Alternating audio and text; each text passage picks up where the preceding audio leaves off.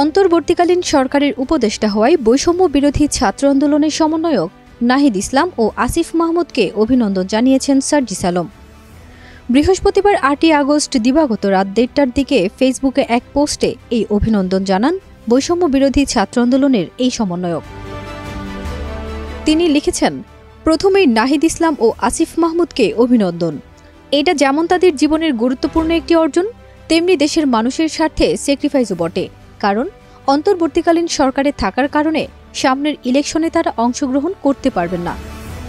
সার্জিস আলম লেখেন, আমি বিশ্বাস করি তারা দুজন এই অন্তর্বর্তীকালীন সরকারের পুরো দেশের মানুষের প্রাণের দাবিগুলো প্রতিনিধিত্ব করবে, জনগণের রায় বাস্তবায়ন করতে চাপ প্রয়োগ করবে, আমাদের আস্থার প্রতিবিম্ব হয়ে উঠবে।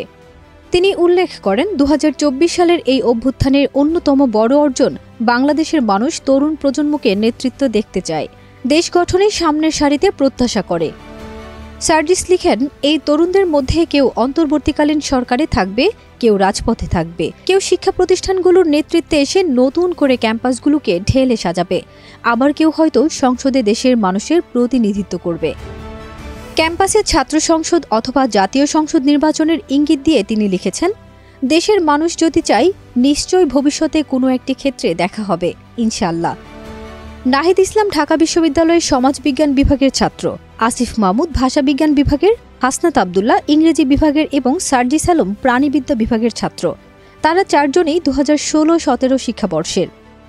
ফারজানা নিকিতা, দেশ রূপান্তর।